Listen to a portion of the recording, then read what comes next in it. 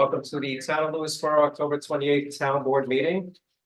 For folks in the room, there's an exit towards the front of the building and an exit towards the back. And please join me in the pledge of allegiance.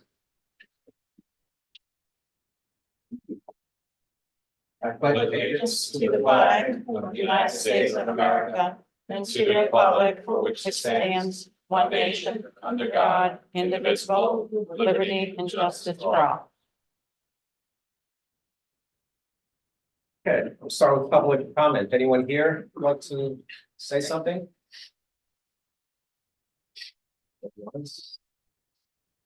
But on Zoom, Janet. Yes. Okay.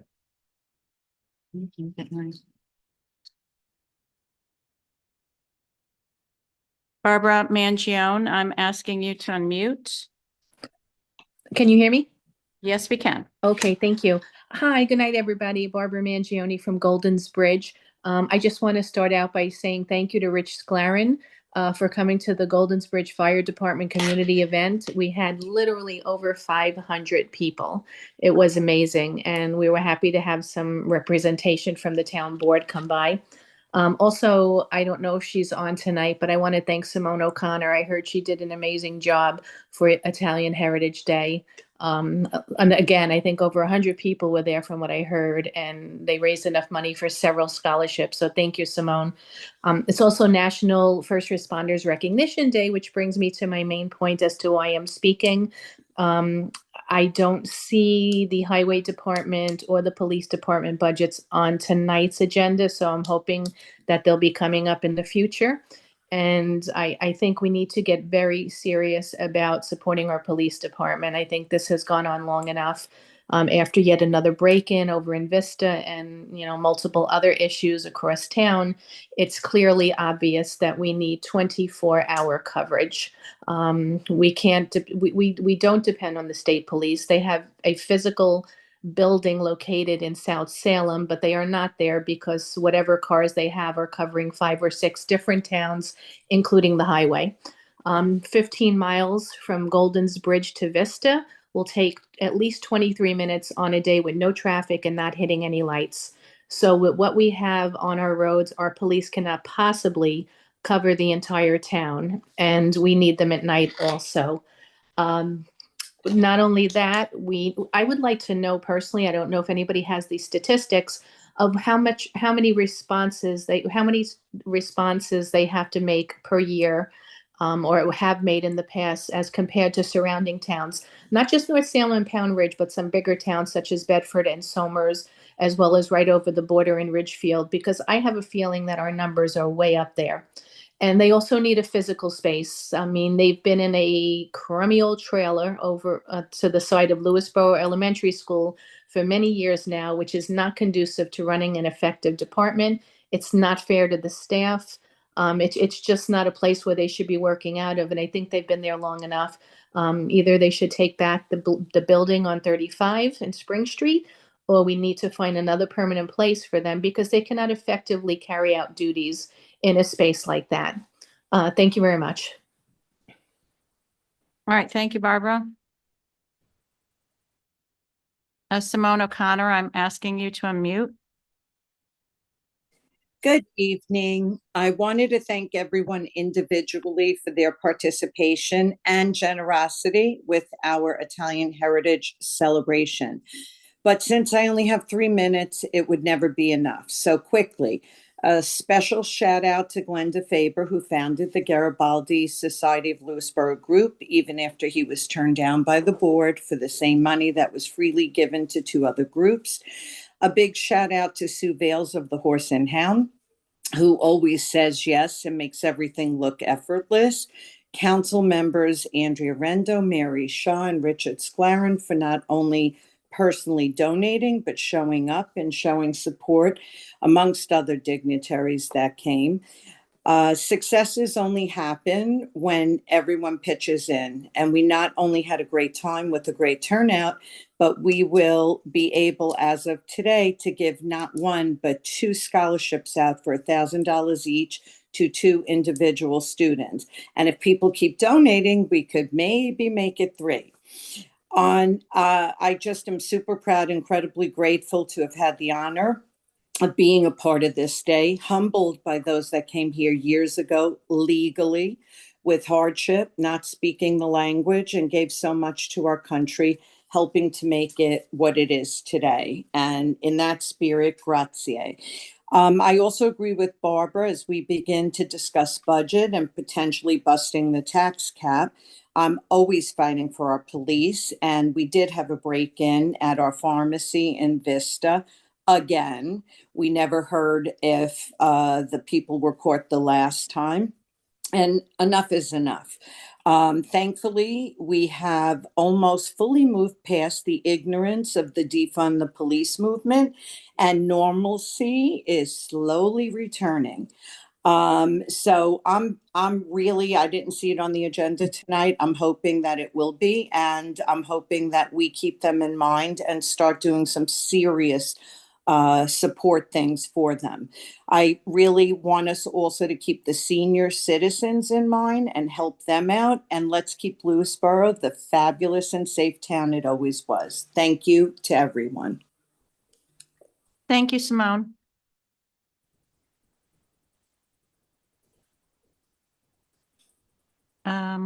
There was a third person, but the hand is down. So that's it. Okay. Thanks, Janet. Next communications, I don't have anything that came in, except just actually I do have an update on from DOT. So they're wrapping up the Route 35 paving. The only thing left to do is the guide rails over by the Meadows.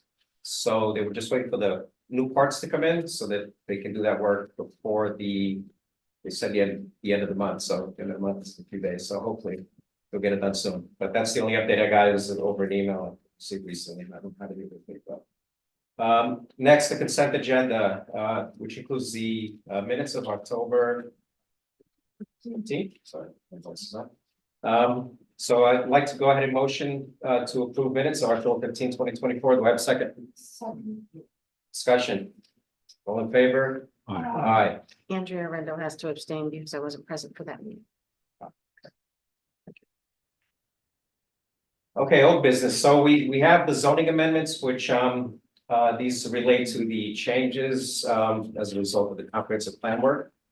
And those zoning amendments have been distributed to the entire board. Basically, it's formalizing everything into local law. And we would like to go ahead and set a public hearing and the referral to the county planning and a town Lewisboro planning board. Question, have you published it? We Or will, that comes along with it? it comes along with it, but we'll publish it, yeah. I'll move. Second. Discussion, oh, the date, yeah. So the motion should be for December 9th, which gives us 30 days, yeah. Second? Yes. Second? All in favor? Aye. Discussion? All in favor? Aye, Aye. okay. This, you can find these on site, I think, but it's not so easy.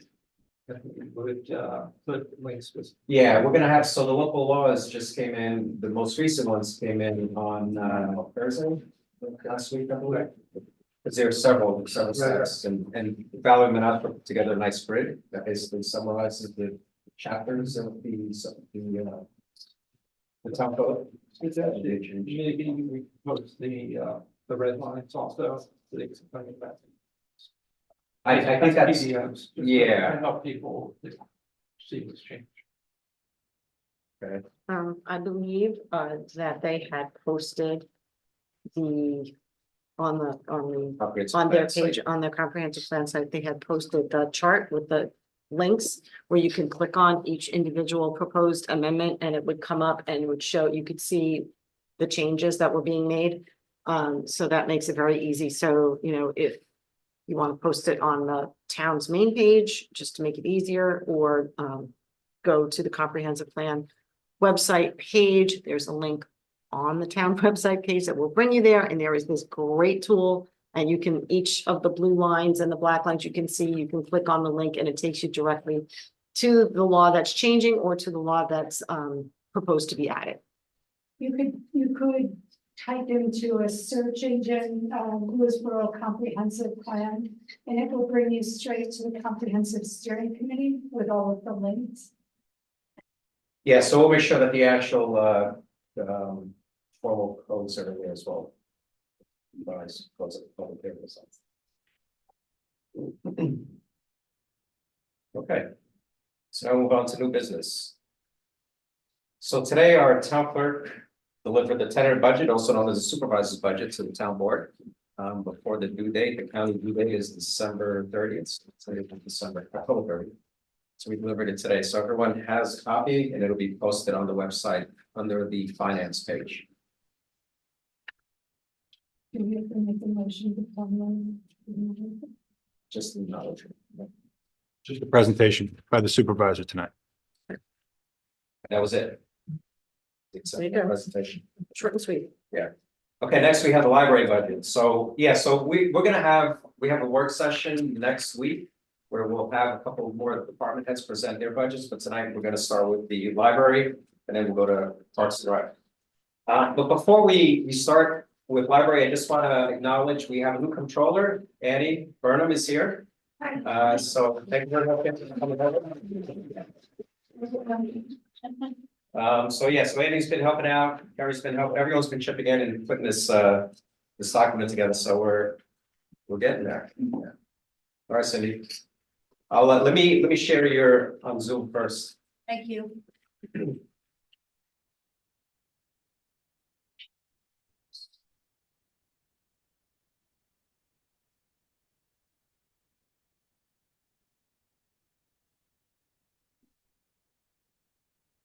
You're sharing the.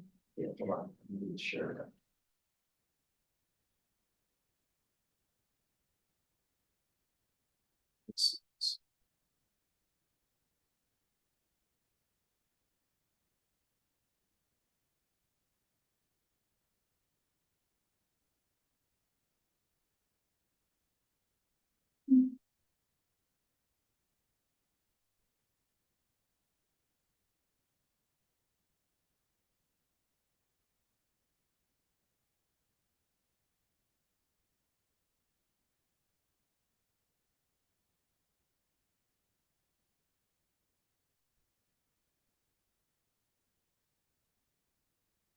There we go.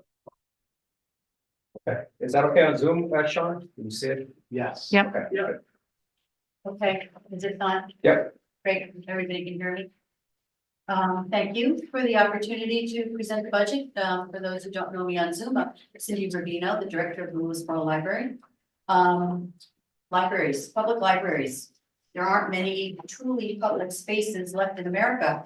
Most of our shared spaces require money or a certain social status to access. Malls exist to sell people things. Museums discourage loiterers. One place though remains open to everyone. You can stay all day. You don't have to buy anything. You don't need money or a library card to access a multiple of on-site resources. That include books, ebooks, and magazines, job hunting assistance, computer stations, free Wi-Fi, and much more. And the library will never share or sell your personal data. We are so much more than books. Many of these things are so popular. We have Wi-Fi hotspots that we lend out, which are very popular in a town that sometimes has very uncertain internet access at home. We have 22 museum passes, fishing rods, discovery backpacks for kids, language learning database, video and music streaming services, ebooks, audiobooks, remote printing service. Many of these things have been so popular, we've invested in more and better Wi-Fi hotspots. We've expanded the museum pass program. We just added the 9/11 museum and the Mohawk Mountain House grounds. Some are so popular, we now have waiting lists for weekends for certain museums. If you want to go to Storm King with our pass, you better make a reservation in advance by a month or so. It's been very, very popular. Libraries are just not for physical browsing and checking out a book. With our digital materials and publicly accessible Wi-Fi, we are open 24 hours a day, 7 days a week from your home or wherever you are. And we still offer delivery services to homebound residents. By the numbers, 2023, into 2024. Very good expanded services. In 2023, we welcomed 5,270 program attendees, which was a 66.8 increase from 2022. Year to date, we have lent 12.23% more materials than 2022. And in 2023, we lent 99,000 both print and digital materials. Year to date, we received 2.9 more visitors than 2023. We're on track to surpass 65,000 visits to the library in 2024. And as of 2023, we've had 6,743 library card holders, or more than half the residents in town. And keep in mind that many families just have one card per family that everybody uses. Library partners in the community, I'm not going to leave them all, but we partner with many nonprofits and community-based organizations in town, as well as various departments of the town of Lewisboro. We're very proud of our volunteer fair in March, which publicizes all of these groups to the public and looks for volunteers to help them. Our adult programs, we offer a variety of programs for adults, including a writers group, multiple groups, book groups, first aid and emergency preparedness workshops, poetry, author programs, knitting and crocheting, and our very popular twice weekly mahjong groups, as well as many other programs. Teen programs. It's not easy to connect with teens, but our programs for 6th grade and up bring them in for the teen advisory group that encourages volunteering, as well as paint nights, learner history night, poetry program, multinational cultural programs, and other programs. Children's programs. Our ever lively children's room is a meeting place for families, caregivers with their charges. We offer a wide variety of programs, from story hours and craft programs to animal programs and a coding club, and many others, too many numerous to name here. Funding from the town of Lewisboro.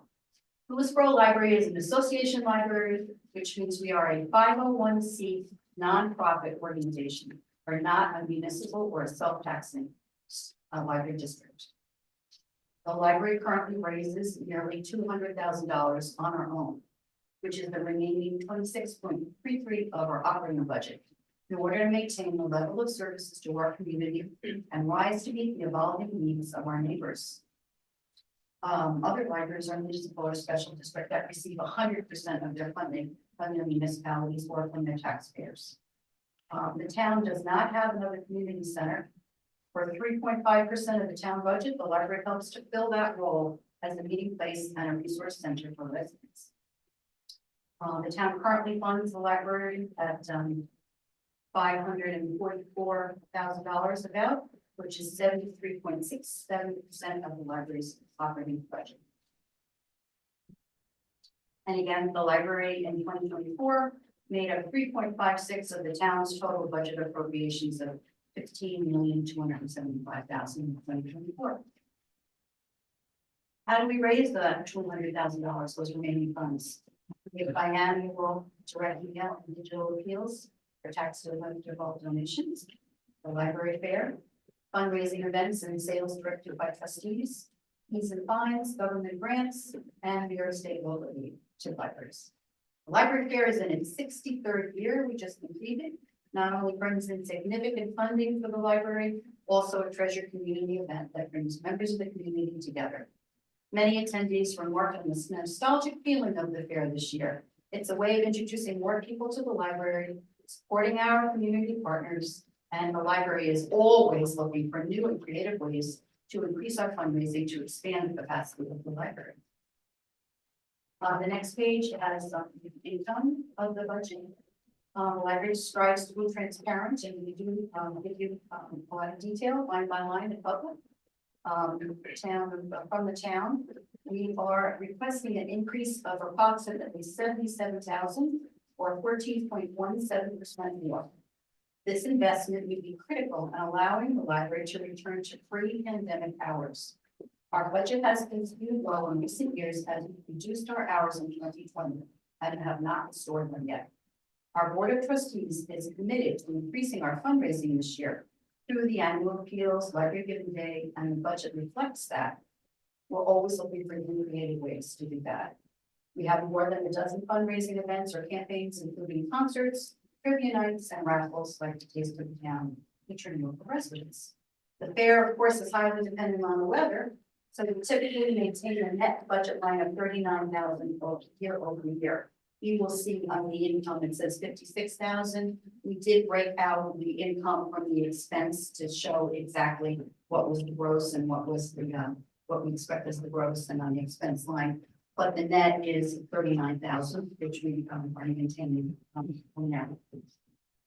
Revenue comes from the books, treasures, vendor fees, etc. While we're still awaiting the final numbers for 2024, the expansion of the Kids Zone was an especially successful element of this year's fair. With our new fair coordinator and our committed board, we're hoping to explore new ways to increase the income of this event while maintaining the feel-good nature of it. More than the fair being a fundraiser, key annual gathering for the community. Oops. Any question about the income lines there? I know you haven't had a lot of chance to look at that, but we have a increased our gifts and contributions estimate. We have to lower the fines and the lost book fees by a very small amount because we instituted automatic renewal, which is more convenient for our patrons, but which probably means the fines will go down. General fundraising we've increased, and the library keeping at the same.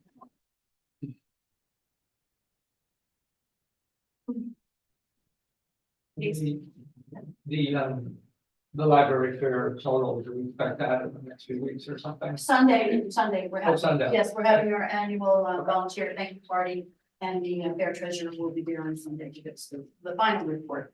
We were still paying bills as yes. So nothing else pops unexpected pops up. Okay, so So this number, the 56,000 yeah, number this is, what our profit would be estimated at. But if you look at the expense line and the expense side, there's an expense line for the fair. And if you net those out, it comes to 39,000. That's the expense would be the $17,650. Yes. That's and for the tents and the tables, the porta potties, everything that goes along with putting the fair on, is that's how much. We decided to do it that way because we wanted to show how much we actually have to spend fair on as opposed to the net profit, which is we used to net that number in the income and we thought that it was not really informative enough of what goes on. So I'm just going to go over some of the key parts of the expenses. One big part of this would be the salaries. So Tony, if you want to advance one. No. So this is detail, and you do have it in print on the back of the budget there too as well. Salary increase. So we are putting in a 3% salary increase. For New York State, the minimum wage is increasing 50 cents an hour for next year. And if we take that 50 cents as a percentage of what our hourly clerks make, it is approximately 3%. And it's approximately the cost of living at this time, approximately. So we're putting in for a 2% salary increase budget for this year. You're adding the fundraising assistant. And you will see elsewhere in our budget. The software we have now, the database for maintaining our fundraising records, running reports, producing the fundraising letters and tracking the donations. It's antiquated. It's an old Microsoft Access database. You can hardly make it work properly every day. Every week we're like, real, this doesn't fail. So we've spent a lot of time evaluating fundraising databases, and we have another line that we're going to be purchasing database software, but we need an assistant of approximately 4 hours a week to handle that and to also help with our fundraising projects. And we think it's a good investment in order to start fundraising in the future. So for that fundraising assistant, it's about $6,000 a year. Restoration of hours. We would like to restore our hours to the pre-pandemic level. That would be Sunday, 1 week a year, because it was Easter. One late evening per night. And that this is the most complete restoration of hours we're proposing.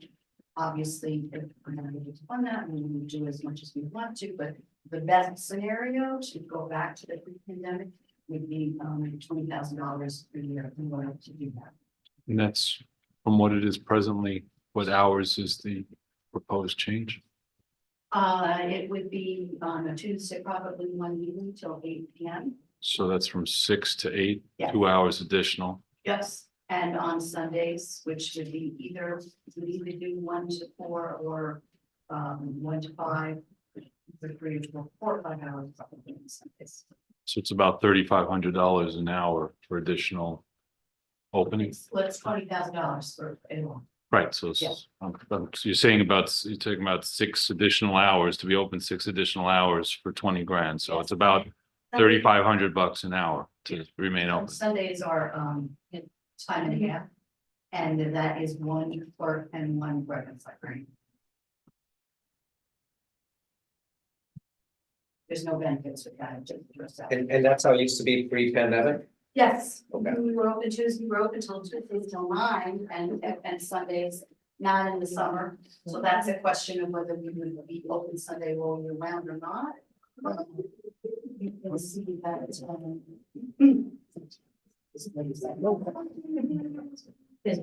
Yes, can you just? It's $60 an hour. Yeah. Oh, right. Get on 2 weeks. Yeah. $60. What's, It's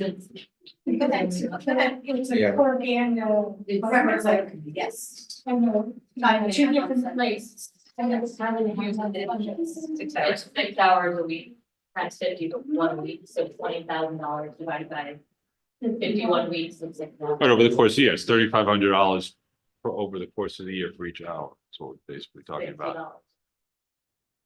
$50. Right, it's 20,000 over the course of the year for it to open another additional 6 hours. Per week. Right, yeah, okay. What I wanted to say is, you may be aware that we are doing a patron survey right now. And one of the questions that we're asking is what does the community want? They want us to be open in the evening, they want us to be open Sunday. They want us to be open earlier, we're asking a lot of questions about that. The results are still coming in, we have almost 200 responses so far. But the survey's gonna run till the end of November, we hope to get as many people as possible. Is that survey available on the? Yes, it's available right on the library website, yes. I think it came in the email too. It did, yes. We also are giving out slips of paper with everybody that comes into the library. It's going to be in the reporter newspaper. There's going to be an ad and QR code in there as well. It was in the town website, last, so we're trying to, we really do want to hear from everybody, but we use the library or not. And it's a variety of these questions that we have about the library on there. So initial results are showing that people seem to be most interested in Sunday events. Some people are interested in the evening, but it's interesting that so far that is the most. Now that could change, obviously, because we want more. Any questions about the salary? I think that was during the hours or fundraising system of the salary. Includes it. Well, I'll hold till the end, I guess. Okay. Yeah. Okay, let's see. Yeah, Not for those questions. I want Cindy to finish before I ask. Okay, thank you. If you want to go forward one, and we'll go back to the expenses. So the other lines, expense lines I want to highlight is increased gifts and contribution line reflects the annual cost of one-time conversion fee to the new fundraising software to replace the antiquated software. Which one is that? It is increased gifts and contributions. It's a bit. Oh, okay, I see it, okay, yeah. Yeah, it's $5,000 more for that. Our growing costs for targeted mailing appeals These investments should yield better returns for individual tax deductible donations in the future. Books and materials, we're requesting about a 30% increase in that. We have had a tremendous demand for digital materials. Last week, we had 6 people come in, and one day we had like and probably 3 of them said they came in specifically because they wanted to use our digital materials. But I get a report every week of holds that people have put on materials that we don't own, or there's a list of 20 people who already. Unfortunately, with digital materials, digital ebooks and audiobooks, the way the publishing market works is that we have to buy licenses for each title. They can only be lent to one person at a time. That's the way the publishing industry runs it. So that's why, in order to make it more available to people, you know, you need more money for that. And people are really, really fastened on to it, and want to use it on the library. And that, like, the licenses are also limited in the amount of time you have as well, so you have to buy additional licenses. Yeah. So it's Like, like you've already had. right, like I said, 12 months or 24 months, or for 52 checkouts, and then we still have demand for that title, we have to buy it. Not like buying our print books that we only, now, and maintenance. Let's see. As we all know, costs are rising more than we want to, so some of these things like utilities, insurance that have some increases here, the cost of doing business in 2025. I want to call your attention to legal and accounting. There's 2 reasons for the increase there. We have committed in the past couple of years to good accounting practices of biennial audits and reviews. Previous to that, we only did it every 5 years. We did not think that that was fiscally responsible. And the additional cost for consulting fee of creating an employee handbook and possible legal review of policies. We're reviewing all of our policies annually and biannually. We also do not really have an employee handbook. We just have like a 6-page personnel policy, which is not adequate in these days. As similar to the town, recently we did their employee handbook. We really have a need to do that as well. Programs, we want to increase to meet the growing demand for programs and the necessary materials, and to renew our museum passes. Committed to increase the number of speakers and presenters for 4 pages. Moving on. This is the annual chart that we have. The title has changed a little bit, but it's the per capita public support. It's comparing our library to all of the other libraries in the county. And I am happy to announce that we have moved up from the bottom. The Portchester by 39 cents. 39 cents. Mount Vernon's down at the bottom here because Mount Vernon did not contribute any data, so they're not on there. Yes, they are. Yes, they. So that's the town subsidy divided by the population. You got it, yes. The local, yes, local support. So we are down at the bottom of the. Now, list. which of these, which of these are also association There were libraries? 9 of them altogether. Up at the top, towards the top, you'll have Katona and Croton. Tony gets $117 per person in their budget. Croton, it's 98.43. And the Hudson and Montrose, they get 85. Rye, 81. Let's see, Bedford Hills, 74. Peekskill, 53. Purchase, which is more time, 41. And Portchester is also an association bank, and they just talked about us. It looks like the increase that you're proposing would still not move us up. Well, hopefully you would. We're talking about with an increase of 77,000 from the town. Talking about a $6 increase per person or 50 cents. This is based on 2023 Yes. data. Yes. That's just really basic. So each year, we build an ambitious budget, seeking to meet the evolving needs of our community. And while the town has generously offered us the percentages in past years, typically not enough to move out of this bottom spot, and back, not enough to significantly improve the standing of our library. Our community is the one who suffers for it, active book clubs, the ever expanding selection of e-books, parents with young children seeking programs, inquiries, addition to their time reading or surfing at the library, and most important, most obviously that we see every week is people who are seeking digital content and resources from the library. These are the people that will benefit should the town agree to meet this ambitious. What does this mean for 2025? Reopening our doors on Sundays and then in the week. Increased availability of digital content and materials. Exciting new programs and insightful speakers to engage with community members of all ages and to professionalize our systems and processes in terms of the including the fiscal responsibility of having more regular audit or audit review in ultimate years. Library with we urge the town board to invest in this community library as we work towards becoming the library of the future. We urge residents to speak up about the funding the library needs to be a public space for all. We are very grateful to all the donors, the volunteers, and the town of Lewisboro for helping to make library possible. And then I do want to give a pledge on the last slide again for our community survey. We're always working to better serve our community. These results from the survey will not only help us plan for 2025, that an extensive programming survey in there, but also reach 2025, we are required by New York State to do our next 5-year strategic plan. This time when well before the pandemic, that's so out of date now, is in 2025 we're required to start the next 5-year plan.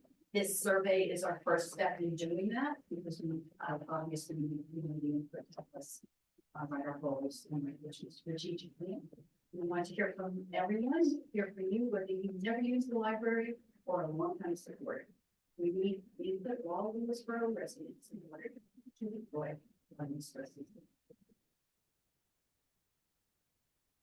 Great. Thank you, Cindy. Any questions from Cindy? I had one. Do you recall what the increase was that the library asked of the town last year? Yeah, yes. It's okay. I wrote that down. I tried to get that answer before. Yeah, I I think we asked for 12 and we're given 9. Correct. Yeah, yes.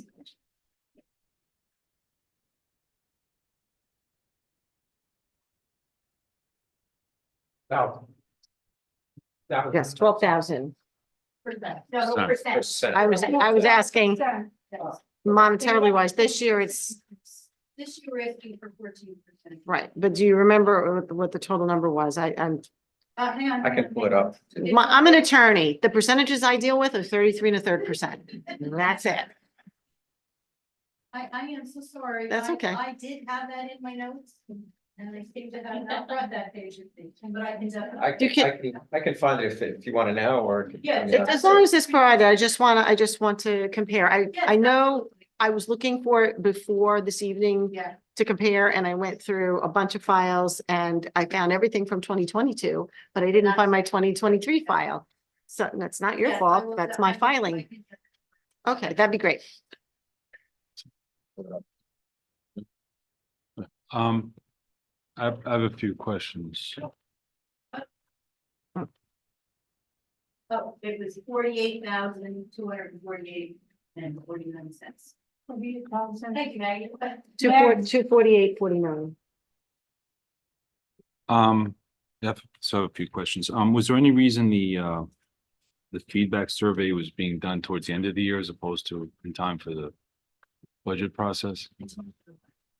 The patron survey is going to come in at the tail end of the budget process as opposed to the beginning. Just wondering why it was timed to. It took the trustees quite a while to get it together. You know, we had one person who was on maternity leave, who was one of the, not on that thing where it's just the chair, just summer vacations and the maternity leave, just while to get it together. And as I said, it is something that we need to, we'll be discussing in 2025 also in the process of our strategic plan. Okay. So it, you know, it's timely for us, but it's also timely for us to have give them plans for 2025. Yeah, I subscribe. Plan for staff and if we are going to be opening one. Okay.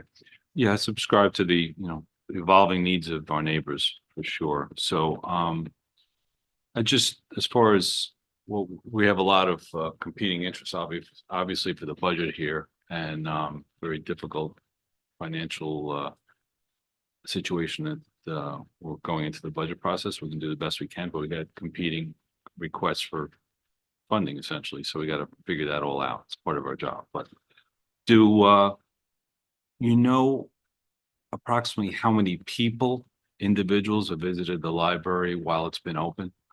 Yes, that was one of the statistics that's on here. It's talking about total visitors. We have a town of about 13,000 people. Yes. So I'm just wondering if there's any way to calculate how many of those 12 or 13,000 people have physically been to the library over the last year. Well, it's total of almost 65,000 visits. I don't know who those people are.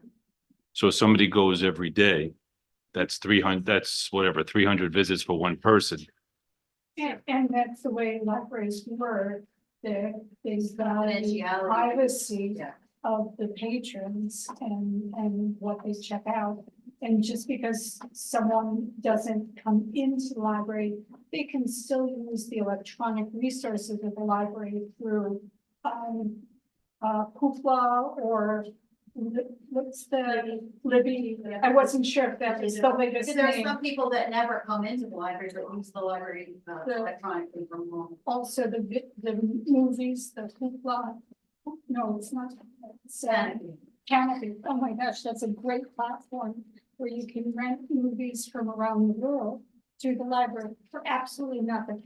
So, there are a lot of resources. Just because we don't go into the library doesn't mean you're not counted. Well, yeah, just, okay. So, as far as the fundraising contributions, do we know the amount of people who have made an annual contribution, say in the last year out of the 12 or 13,000? We have an approximation, how many people? No, just any level out of the 12 or 13,000 people in the town. I'm just wondering about.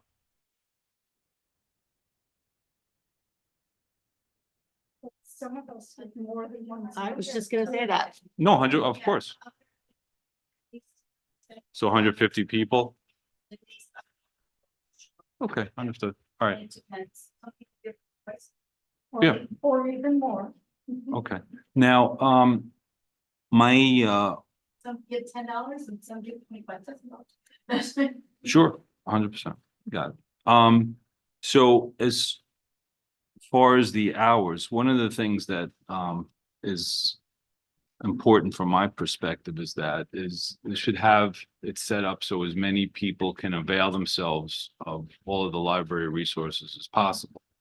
So like what Mary's saying is true. So when somebody can avail themselves electronically of things 24 hours, that's great. But I'm talking about the hours. One of the things that, and I've brought this up, I think in the past, what again, under the premise of evolving needs of our neighbors, what really concerns me here is that the hours of the library, the hours that it's open, it's never open before 10 and it's never open after 6. So my point is, so Monday to Thursday, those are the hours, and then Friday. So the arguably the majority of the people in the town, the majority of the people who live in the town and pay the taxes in the town and support what the town does, can't, as a practical matter, set foot into the library and avail themselves of what opportunities there are by being there. Well, on that point, that's something I'm just wondering why that hasn't specifically been done. For example, if I think the hours should shift. Like, in other words, why can't, so if if people are coming at 10, people can, they can come in, that's a certain amount of people. But why can't, for example, 2 days a week, it's open, say, 1 PM to 9 PM? Would you have a lot of people? Well, that's understood.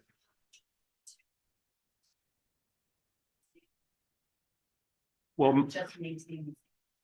right, well, I mean, I'm talking about adjusting within the existing to catch more people. In other words, if people are coming in at 10, it's young people, small families, so maybe those people can come in 2 or 3 days a week. And other people, say, who are working and want to avail themselves in the evening, have an opportunity to do it too. So in other words, it's sharing the hours a little bit so that people can avail themselves of the opportunities to physically go in.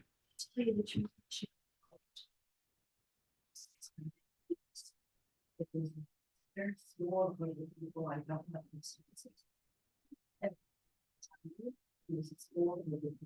Avail themselves for that. That does not mean that it wasn't valuable to those people who any of their time. But to shift the hours so drastically like that probably would not benefit a great deal of people. It would definitely help some people. Again, we're trying to not expand our numbers, not just shift them. You know, the people that come in during the day, it's in the mornings. Well, that's where I started by asking that question. I have an idea approximately how many people actually do come in during the course, physically come in. So, I mean, I just think we have a resource. Yes, I could do granular. I have all of the data could be analyzed of what days they come in and what time. We actually have that information. We have a people counter. It would be a very good project to do that, but it would be possible. But what we're doing here with the survey is actually asking people what they would prefer. And one of the questions is, a few people have said, would you be open earlier? But it wasn't a lot of people, it was just a handful of people. But we're going to raise the more, guessing a wide net, just leave it. Okay. I think serious consideration should be given towards that, adjusting the hours so that we capture most of the people.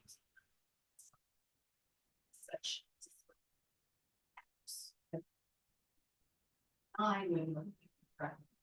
Well, you look it up. Well, you can say that, but believe me, people, it takes a long time also for people to get used to a change in hours of the meds. That, in my experience. Okay, well, I think it's something that's, I Pay attention until they have a need to come into the library, and then they come in at 11, it's like, well, they're not open. well, again, like I said, this, the value of the library, I mean, I know it really well, having been part of the library board of trustees and continuing to volunteer and give. So, that's not an issue. That's what the presentation is talking about. That's accepted fact by me and everybody in the town. The question is, spending the limited dollars that we have where it benefits the most amount of people. So everybody the way everybody benefits from a road improvement that thousands of people go on. That's what we have to figure out. Oh.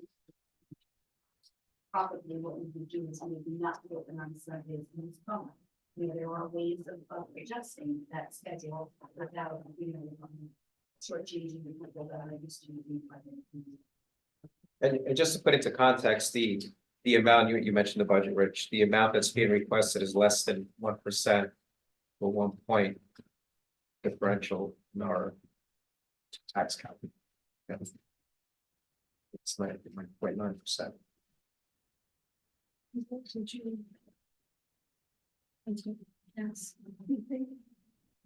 No, I think If Rich you let me know, asked you all the have my- questions. Yeah, you have my email, if there's anything you want to clarify or just. There's a concert coming up, isn't there? Yes, there is November. Now's the time for the plug. That's right, thank you, Andrea. November 22nd, Friday night, we have a jazz trio with a singer also, $40. You can buy tickets online.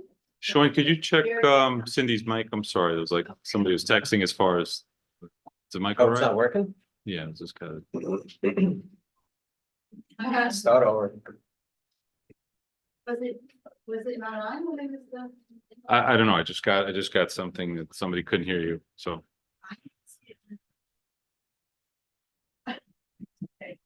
Okay, so anyway, even if you didn't hear my presentation, I do have a concert meeting there, 22nd Friday at 7:30, a jazz concert, benefits the library, always a good time, and you can buy tickets.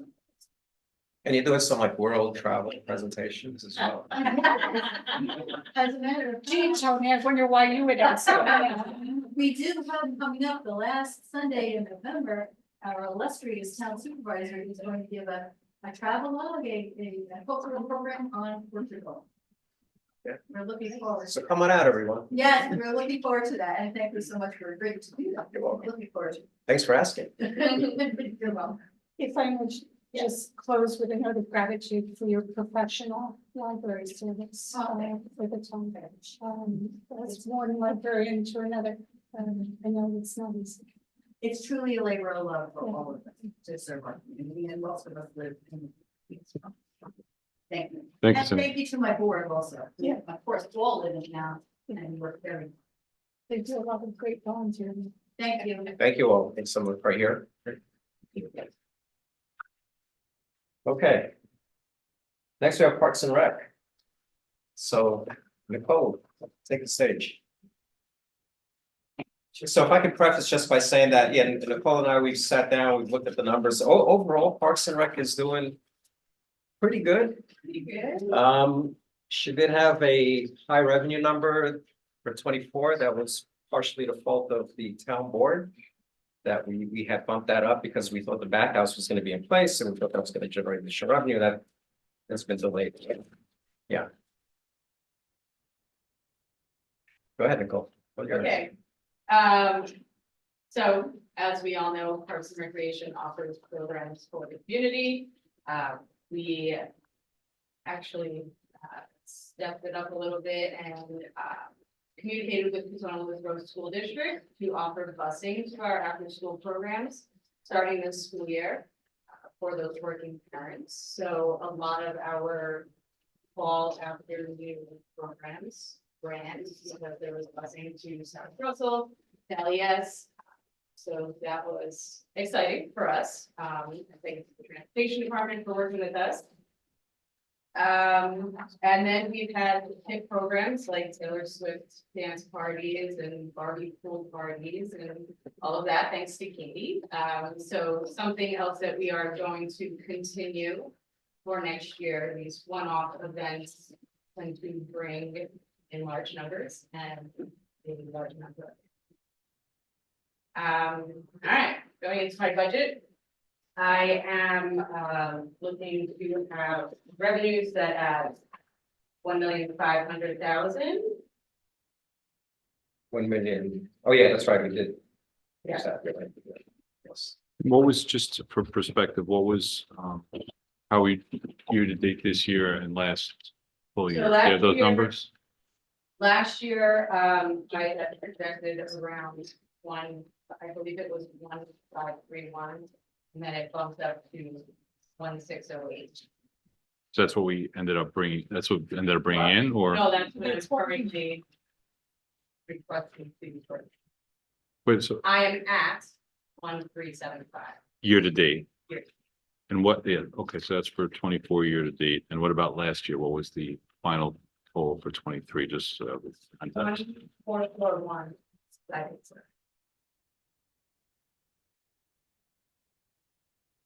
So what's the basis for your number that you're putting in for the 1.5?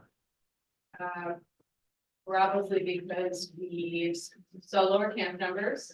We have one less police ski bus. We are trying to round up more participants for that, as we do have a season handful that would like to go this year. With our numbers lower, revenue was lower. So I'm expecting that to. I believe, trying to provide higher quality of coverage with a little more expensive. Yeah, 4%. Correct. That as well. Actually, camp came in with a revenue of almost $50,000 this year. With our increased fees, and I didn't spend $106,000.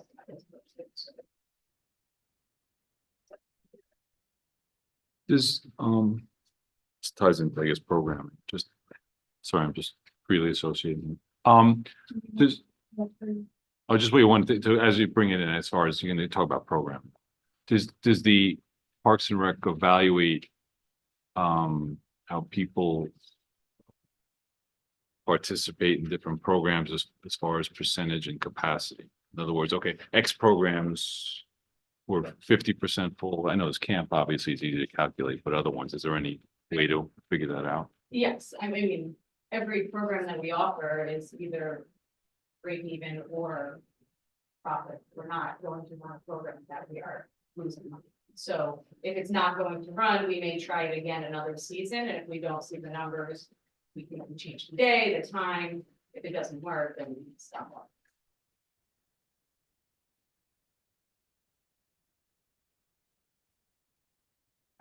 Just going. Yeah, please.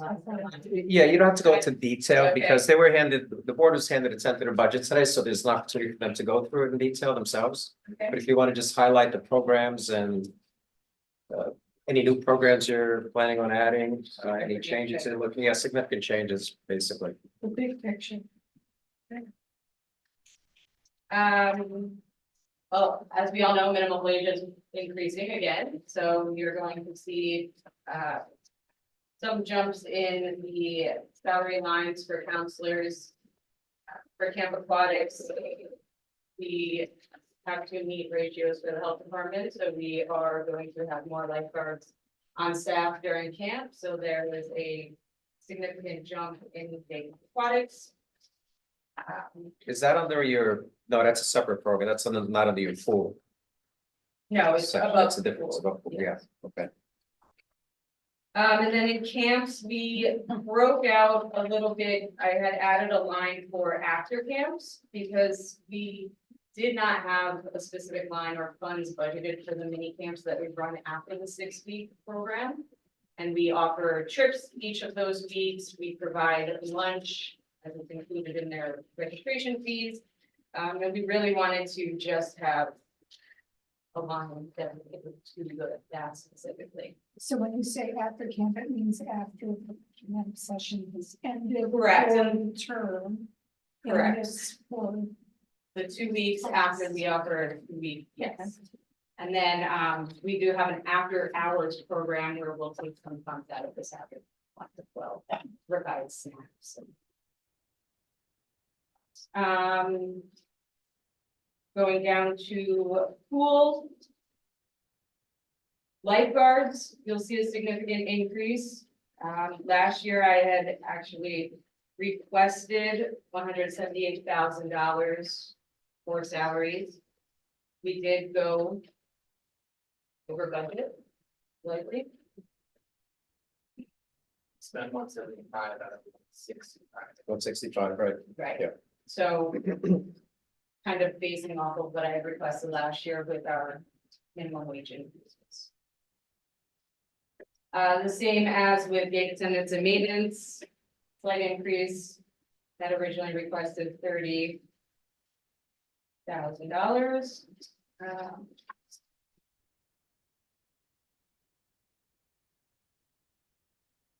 Equipment, miscellaneous repairs, we did not spend all of that money this year and don't see the need for next year, so we have made some cuts there.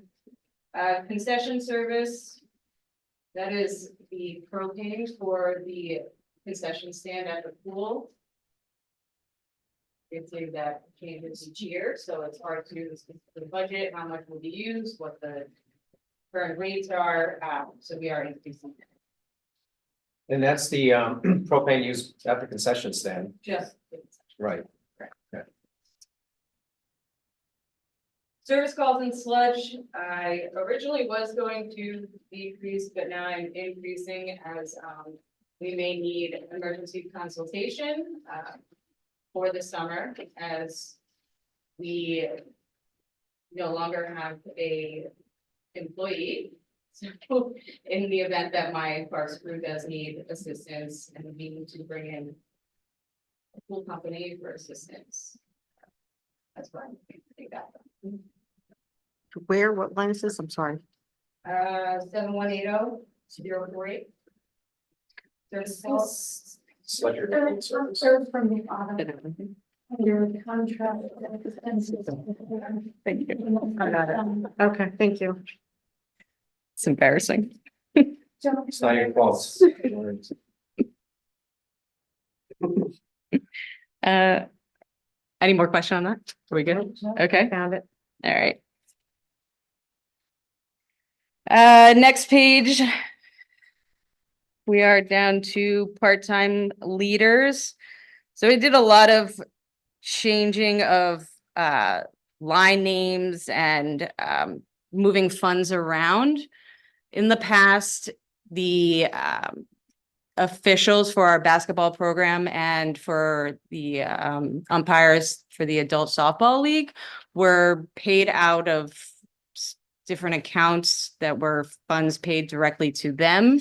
So I'm bringing that in-house now and have just kind of moved monies around to have them associate accordingly with these. And then we also had programs or rentals at LES where we needed a supervisor or an attendant there to open the building. So we have to pay that supervisor. They're generally part-time year-round employees. And those were generally coming out of either the adult or youth program, but I'd prefer that to come specifically out of a budget line that is for LES.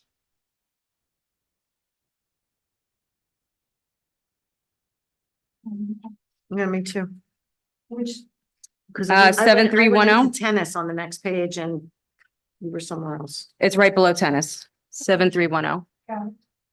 Yeah, on the tennis, there's no change. No change. Basic. Correct. Program. it's the case. Up above, where the funds, yeah.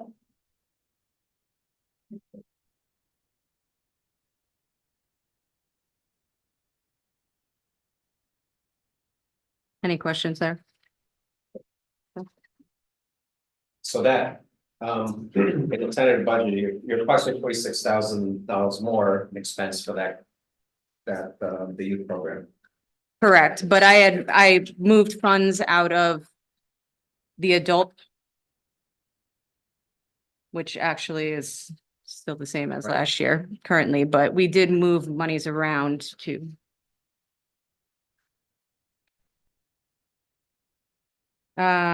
Youth programs. I'm sorry, that was youth. Fireworks. I decreased slightly. We didn't use all of the funds this year. And then You increase the donations. I did increase the, yes. I don't have that on this page though. On a separate, it's at the. Oh, that's on the revenue side, yeah. Correct. Over to 7610.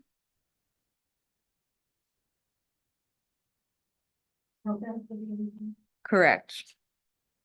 So as we are aware, Pam will be retiring at the end of January. She's not allowed. I would really prefer, yes, I'd really prefer not to, but she will stay on part-time with us for a little while. Yes, we very much are. Moving down, I did add a line for the facility use of Stevens Memorial.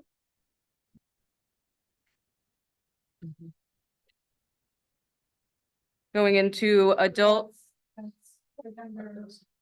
5,000, correct.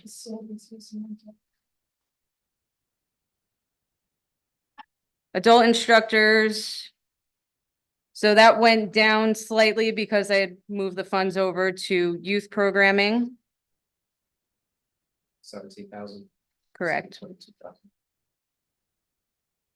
And then I wanted to address the community services line. which was what I had requested last year for any of the town events, like Thrive or any other event that needs us to open the building, needs to set up the gym. That technically should be a payroll line, which it's actually listed as a contractual line. So I would like that to be changed. And then going into community enrichment, I had a meeting with Jason, Rachel, and Mary about my department taking over Pride, because we have the resources for staffing, and we handle a lot of the scheduling and invoicing for the rentals, do a lot of that coordinating. So I thought that was run by a nonprofit. Wasn't it a 501c3 that was running the Yes. Pride event? Historically, it was run by a small group of volunteers who had the benefit of working with a nonprofit. And that nonprofit, anyone claims, had nothing to do with actually making the event happen. It was just a conduit through which we could start making nonprofit donations to make the event happen. But we could collect donations. Right. Yeah. And during that discussion, if I was taking Pride under recreation, then I was asked to also take Juneteenth. So I had added in $5,000, which really is going to be just for Pride. But we're also currently quite negative in that line. So I would look to increase a little bit more and potentially take from somewhere else. Wasn't there a celebrations line? Where was that? That was back with fireworks. But I thought that fireworks was in revenue. So we have, so, I can't find any of this. Sorry, Nicole. no, you're okay. The page prior, 7550. Give me a title that it's under. The numbers are, It's under celebrations, give it, below youth programs well, youth programs, and right before the aging. contractual expenses. Youth programs. Starts with Parks and Rec staff, then Memorial Day, 4th of July fireworks. Why am I not seeing this? It's not on this page. But where, 7550. again, the numbers, This doesn't have the revenue on it. This is Well, the revenue is. But this isn't revenue. right, but where am I looking here? Can someone please find this for me? I see adult and family activities, program for the aging. Yeah, those are expenses. Okay, so, It's in the tentative budget. If you can't find it here, it should be here, but but it's not. I don't know. Nicole, when you're referring to numbers, which one are you looking at? The tentative budget or the handout that we got? That's why I'm lost. I'm looking at the printout of the tentative budget now, but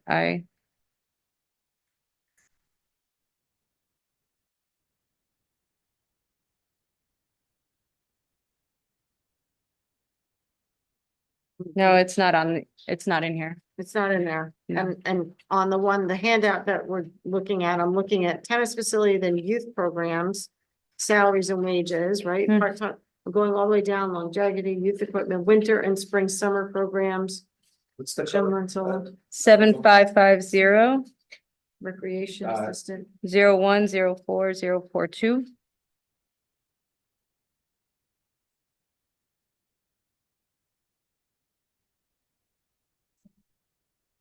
I think that page might be missing. But historically, the celebrations line has been how much? 2,000. 2,000 was for Memorial Day. 8,000 for Park and Rec staff, and it was 32 for fireworks. I dropped it down to 30. Right, but didn't we also have a celebrations line for miscellaneous community events such as Pride and Juneteenth that we used? It was $2,000. It was $2,000 total. But it was not in my budget. So where's that? Where's that budget? That's why we're trying to bring it under.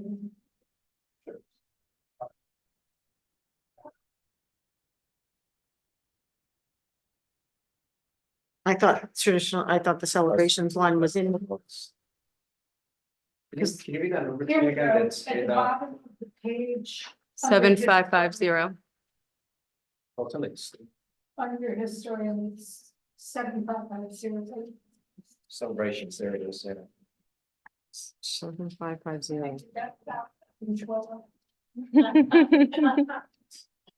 Where, what page? Fireworks staff, Memorial Day and fireworks. All right, guys, what page?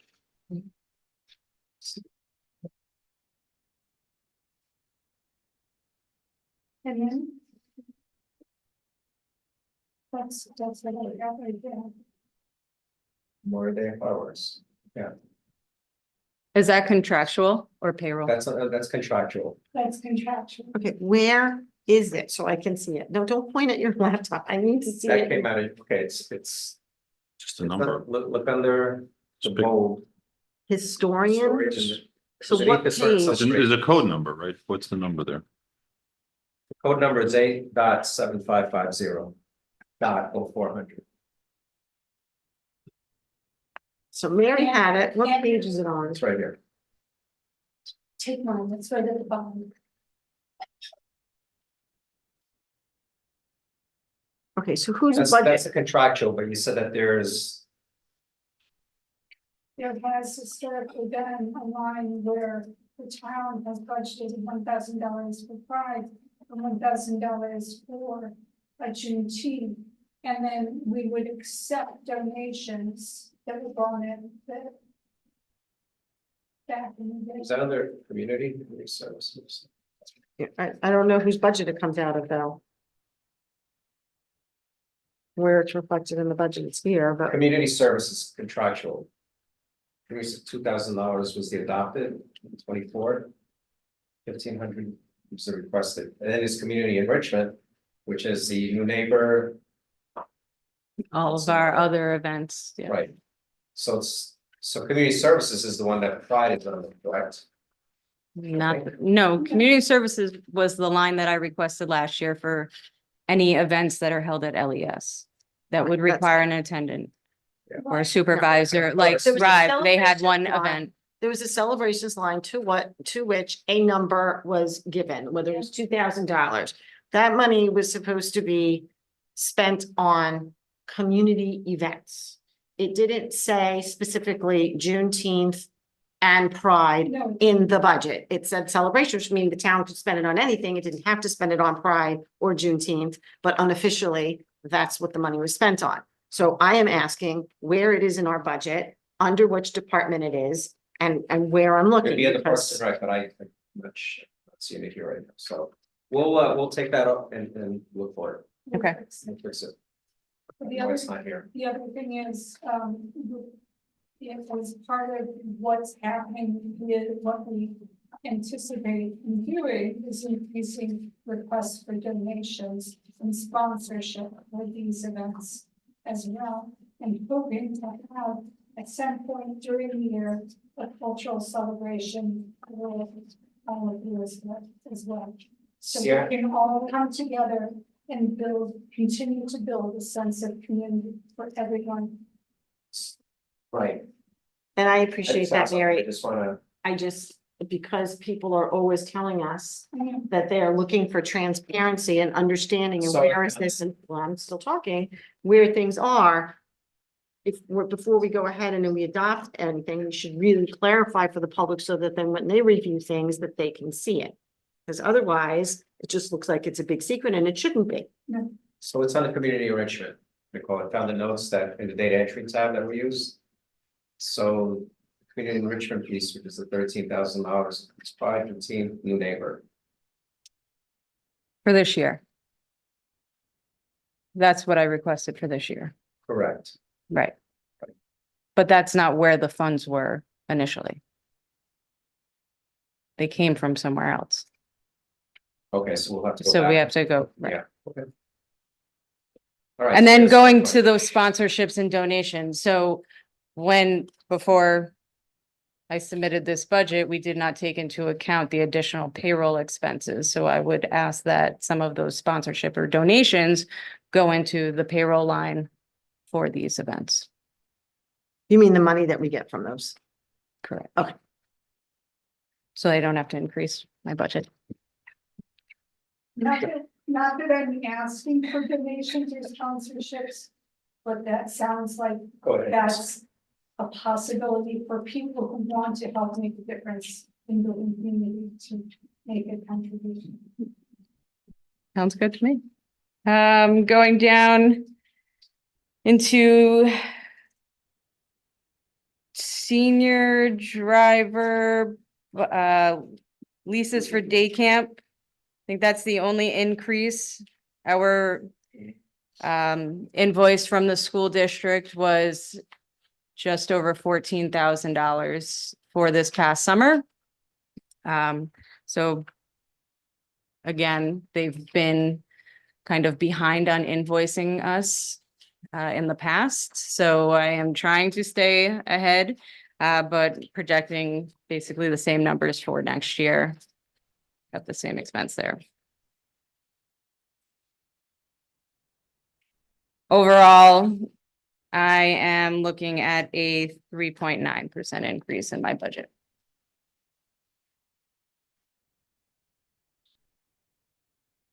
Okay, thank you very much. You're very welcome. And maybe, we'll have, the individual board members, once you have a chance to review the tentative and specifically with those lines, feel free to reach out for everything. Thank you. In case we haven't tortured you enough this evening. Okay. Next, we're gonna stick with the budget. It's the proposed override of state tax cap legislation is setting a public hearing. So the thought is to set it on at the November 12th meeting. So, What's the one we're not talking about capital improvements? As part of it, okay. Brad.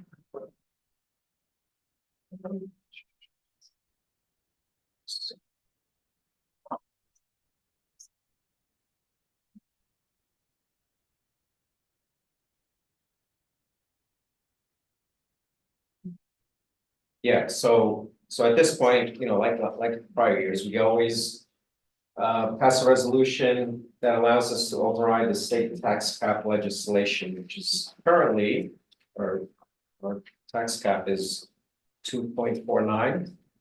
Right now, we are above that. So I would like to go ahead and motion that we resolve. Do you want to say something, Greg? Nope, I'm just, Oh, okay. I might get asked, so I just turn on. Okay. So yes, I'd like to propose that we go ahead and permit the board to override the state tax cap legislation. You want to set a public hearing to on do the so. local law that may override the tax cap, right? Under its GML 36. You can adopt that one if you want. And then just a second. So It's something that- And that's December 9th? December, No, November 12th. No. You would, I thought you were gonna do it tonight. You had the, December 9th. Oh, so that's going to be your public hearing on the preliminary budget. Right, You kind of dovetail those typically, together. so you know. oh, yeah. November 12th is the vote, right? So December 9th. is December the 9th. Hearings, the public hearings on its own. No, wait a minute, let me just clarify. So November 12th is when we're adopting the preliminary budget and setting the public hearing. I'm sorry, setting the public hearing for the preliminary and public hearing for the tax cap. You have to adopt the preliminary and set the public hearing and publish before salaries Right. between then and the December 9th date. So on November 12th, that would be what I anticipate the board's going to do. I thought you were going to have the tax cap public hearing the same night you had the budget public hearing. They kind of go hand in hand, but it's entirely, you can certainly have it beforehand. It only is an authorization. Oh, November 25th, meeting. Whatever. Yeah, we should do the budget and the tax cap public hearing at the same time. Then I think you're going to do them December 9th. That's still within your window. And that's what the supervisor and I talked about beforehand. We still have to have the salary set for the supervisor, the town board members, the elected clerk and the elected highway superintendent. Right, we did discuss that, because that's a set, yes, same night as the, And it has to be in the context of your adoption of the preliminary, Right. which I don't think you're there. So that's why I thought you'd do that on the 12th and set it for the 9th. Okay, Okay, Got it. that gives you, 2 more weeks here. so on the 12th, going to set public hearing for. Back to the tax caps. Tax cap. Typically, you do it, I think, on the same night you have the budget public hearing. It's not mandated, but they kind of go hand in hand. So if you're doing the motion tonight, I would think you would do the tax cap on the December 9th date as well, because that's when you anticipate doing the preliminary budget public hearing. And that gives the time for enough time Thank to everything that she needs. So far, we have that would be 3 public hearings on the same night. Happy holiday. What's our, So are you making a resolution now to set a public hearing for this overriding the tax cap? For December 9th? Is that what you're doing? that's what I thought the motion was. If that's correct. I'll second. Discussion? All in favor? Aye. When's our budgetary adoption date by? 7:20.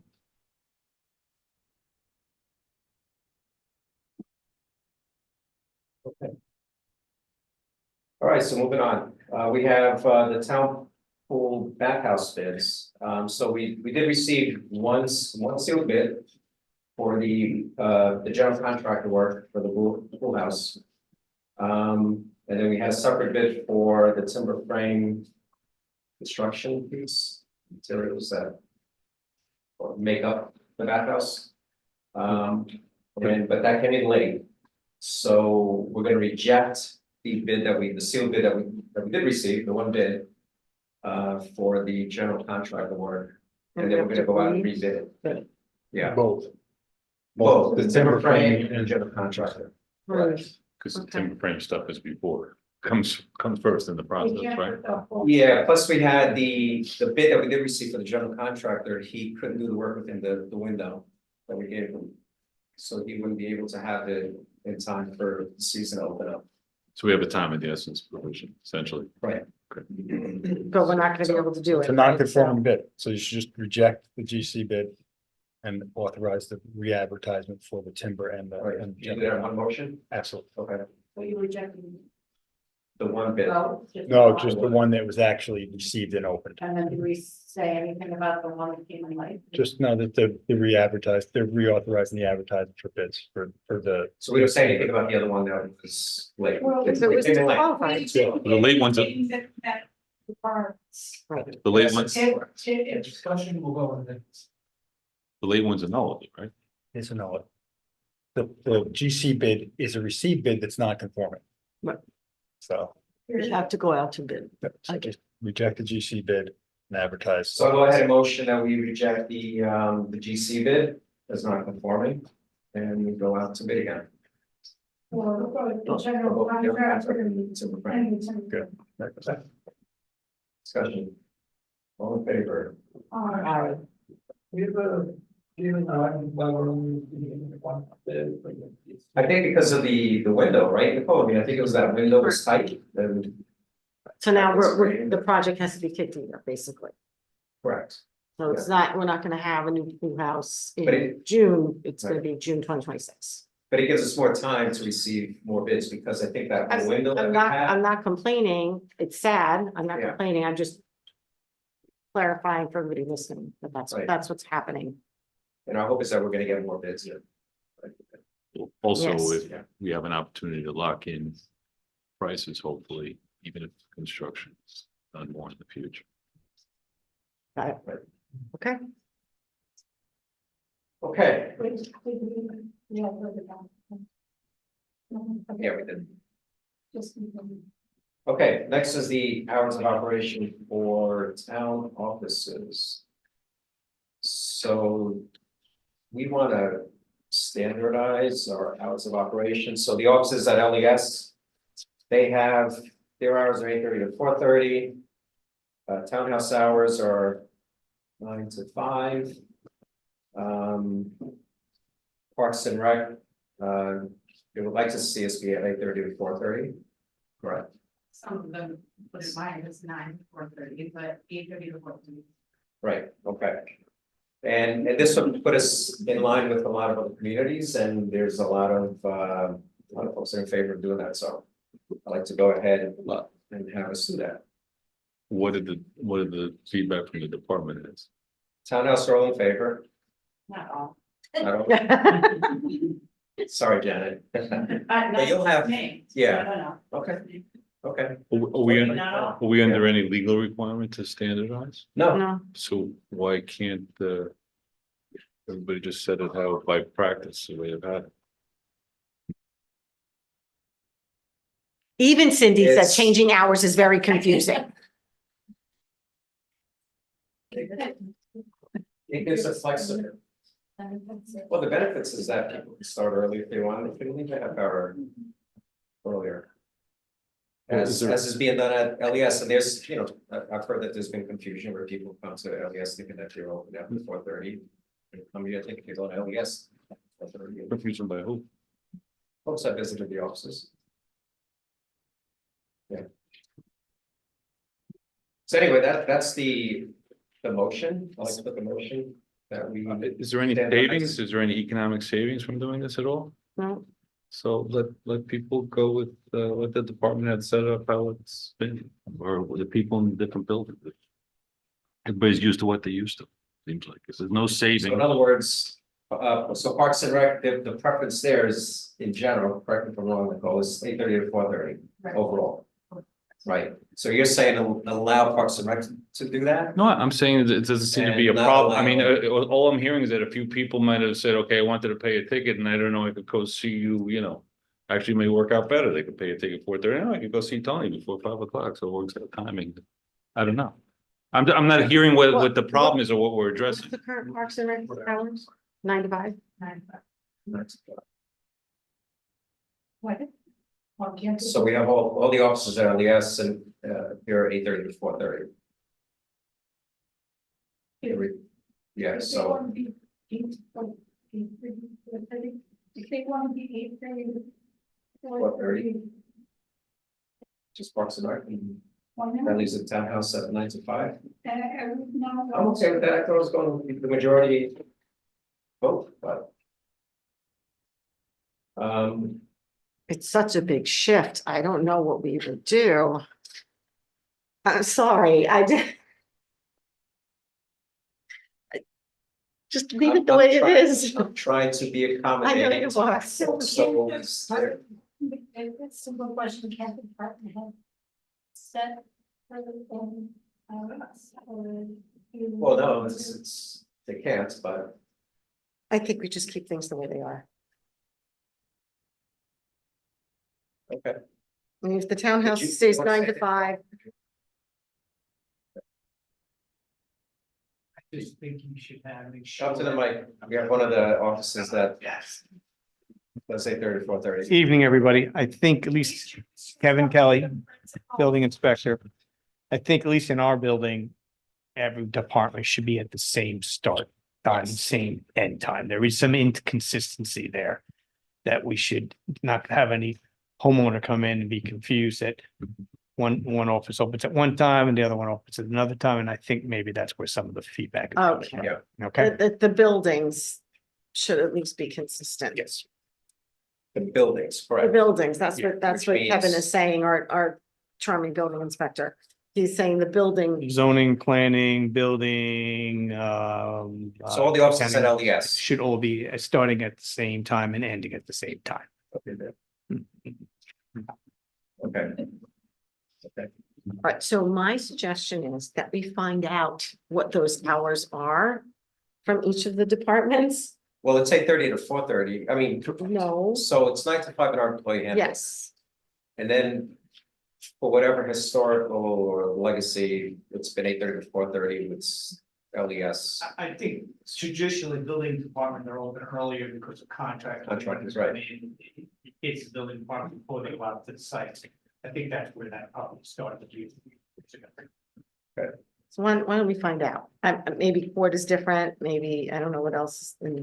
Court, well, let me ask, Carrie, court, do you know what court they're, No, you can't. we can't dictate, right? So, No, the front door has to be open no matter what. but the front door is open at 8:30.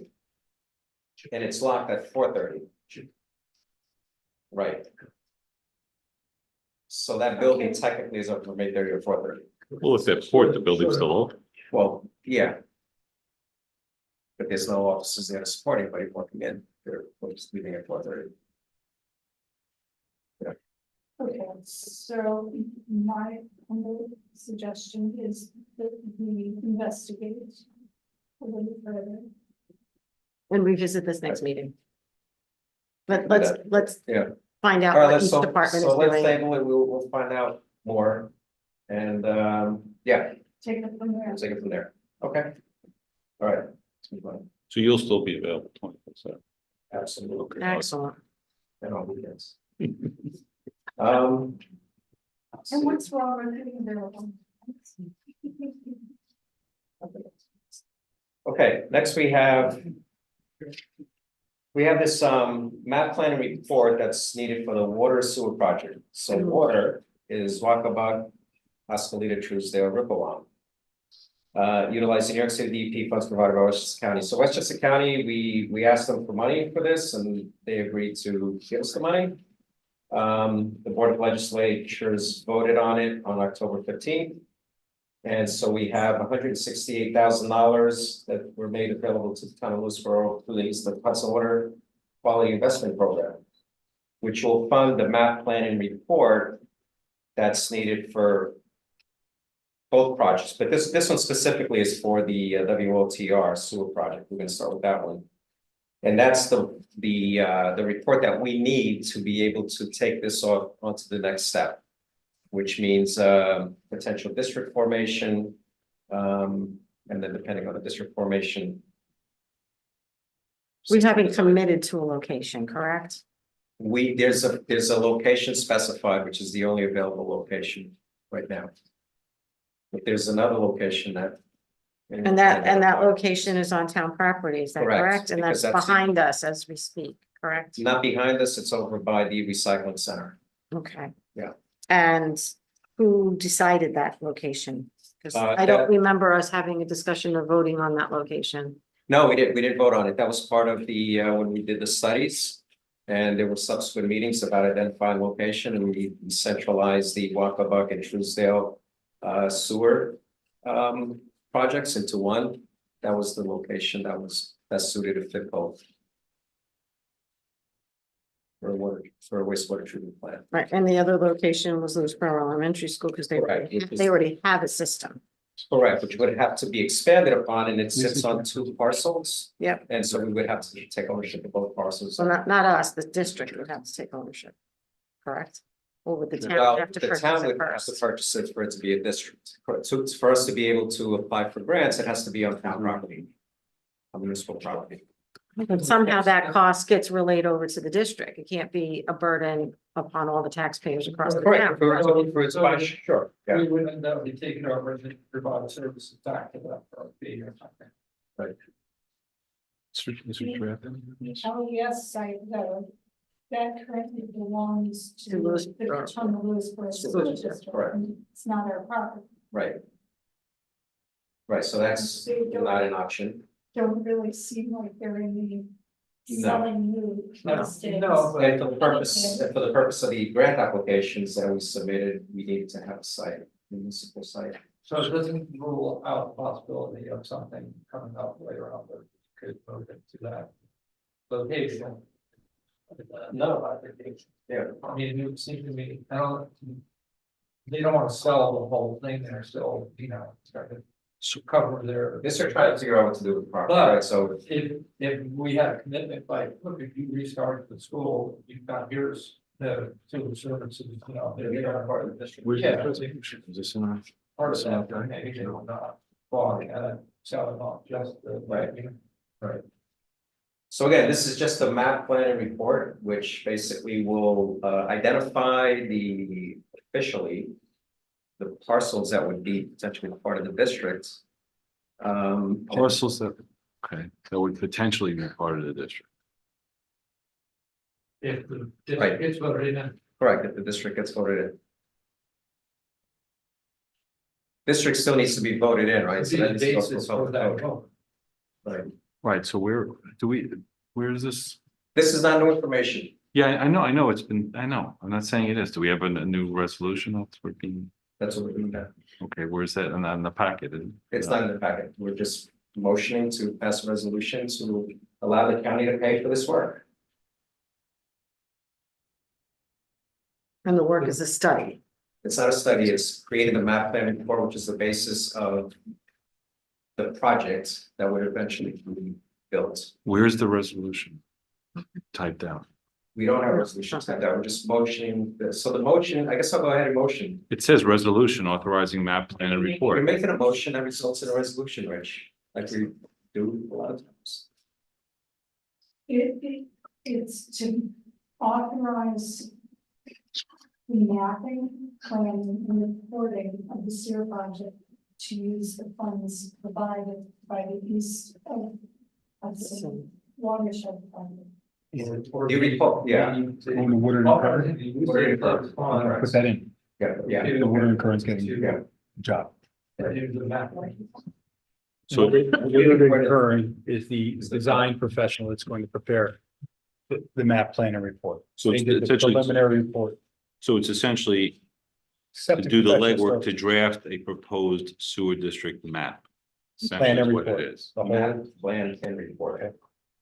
proposed district boundaries, facility study with respect to the properties that are available, Mhm. whether or not you have failing subsurface treatment systems, and, you know, the logistics of actually treating a certain amount of average daily flow and where. So does this constitute a contract with Woodward and Curran that we're actually authorizing the supervisor to sign? Is that what it? The Water and Current has made a proposal to do this for a flat sum. It's $97,000 to do this work. So if you recall, we did this for Oak Ridge for the water system some years back in 4 years ago, maybe. Or 2021, and where we had a have a map plan and report that would then allow us to take the next step with.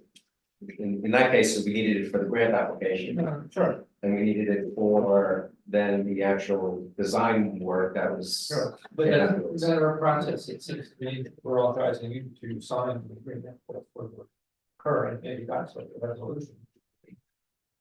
And the money is being used that we're getting from the county to pay Woodard and Curran, correct? Correct. You're accepting a proposal for professional services to prepare the map plan and report. I'm just clarifying to the public that it's not coming out of taxpayer dollars.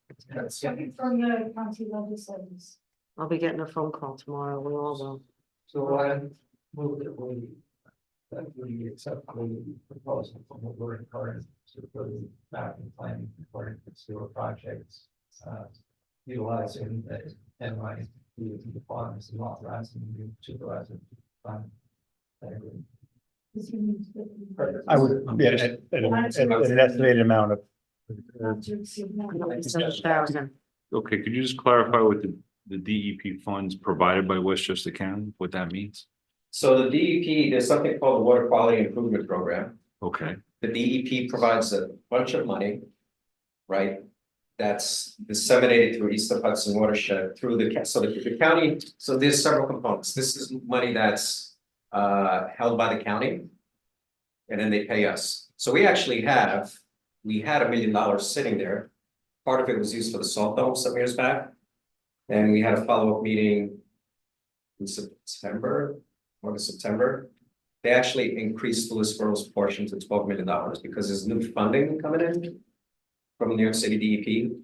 so it's DEP funds that essentially Westchester County administers or distributes the funds? That is correct. And so. It's the East of Hudson Water Quality Investment Program Fund. For which So the then- county of then Westchester is a I was custodian. wrong specifically specifying something like that is, actually, we're just telling the county, yes, we accept, go ahead and do it. I think that you're accepting the proposal and the accepting funding the proposal. source is the county Yes. granted funds. We're That's accepting exact- a proposal think you're- from Whittier Cover You're correct. You just have to add this funding source. to be funded by the Westchester County. Yeah, I think I said here, Yes. So just the representation is that, like Andrew, okay, so like, I'll wait for discussion. So it's a motion, seconded, Okay, discussion. just Yeah. the clear representation, there's no town funds at all, which will be necessary to accept this proposal and have the work done under it, right? For the professional services. Professional services. That is correct. Okay.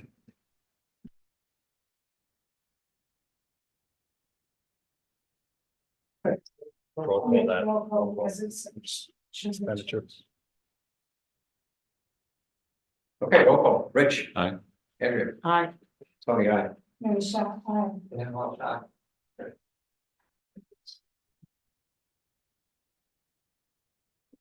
Okay, next is the resolution approving the renewal of the license for CRP sanitation to collect and dispose of refuse and recyclables. So moved. Second. Feature. Discussion. You're up to date. All in favor? Aye. It's attached. Yeah, I just wanted to let everybody at home know. Thank you, Jen. Okay, next is resolution. I wrote out that as well. Okay, all in favor? Aye. All right, next we have resolution establishing a standard work day for elected officials for New York State and local retirement system report. This is a report that our town clerk submits to New York State local retirement system. Listing out the employees that are in the retirement system, elected officials. The ones that don't do a time sheet. The ones that don't, okay, yeah, And the only one that changed on this right now, we had to update it because of the new highway superintendent. that's right, yeah, So that's the only reason. right. So, I moved it. oh, Move to adopt. About- Establishing the standard of the elected officials for the New York State retirement system. Second. discussion. All in favor? Aye. Aye. Okay, last we have a new business item, but anything there was requested. It's actually old business, but okay.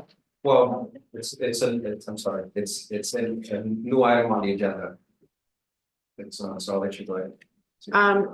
There was a discussion a few meetings ago regarding our employee handbook and its social media policy. And I had circulated and spoke on several amendments to the social media policy that I thought should be made to the policy that was adopted. So I circulated to the board, I sent it to our town attorney. And basically the next step would be, if the board is interested in adopting those amendments, is to have it circulated to the unions for their comment. So it was part of the record for that meeting. So I would ask that the additional language that I suggested to the social media policy be circulated to the unions for review and comment. And this has been vetted, Greg, you took a look at it, you're okay with it? From a legal perspective? Absolutely. And I think it just would be sent to the unions for their comment. So whatever the final version is can be appended to the handbook. Okay. Just say amendment to. Correct. So I have the language here again, and I'll hand it to Janet in case, well, you'd like it better if I email it to you, but it's the same. So you want to make a motion? I will move to circulate my proposed language for an amendment to the employee handbook, social media policy to the unions for review and comment. Second. Discussion. Which I want to. Okay, I'll withdraw my second. All in favor? Aye.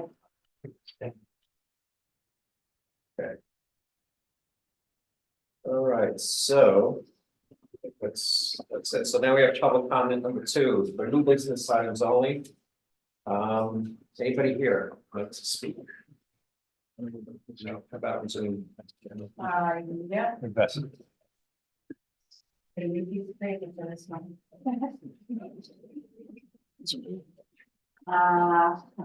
Barbara Mangione. Barbara Mangione, I'm asking you to unmute. Oops, hold on.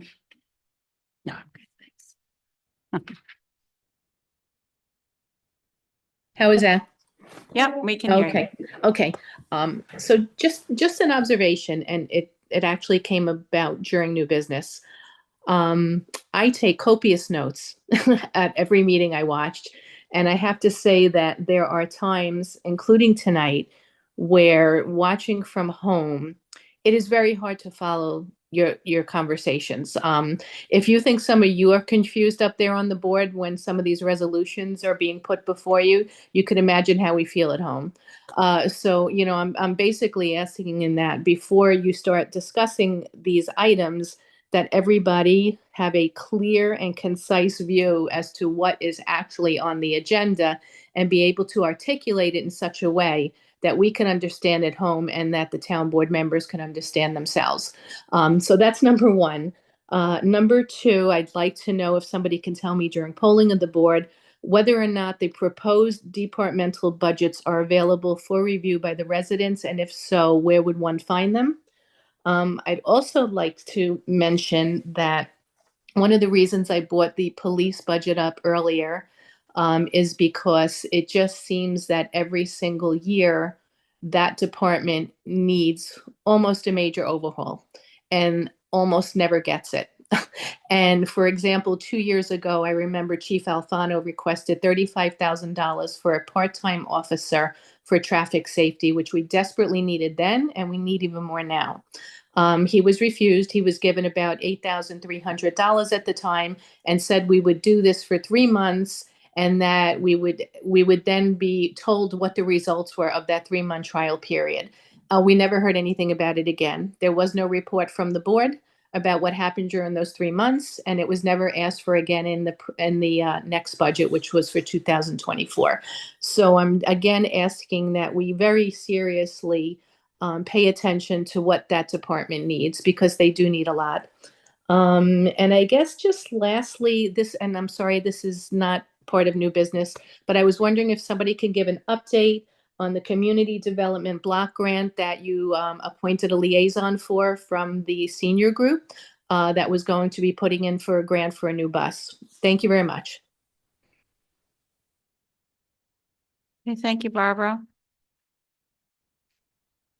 Oh, hold on. Carol Cernak, I'm asking you to unmute.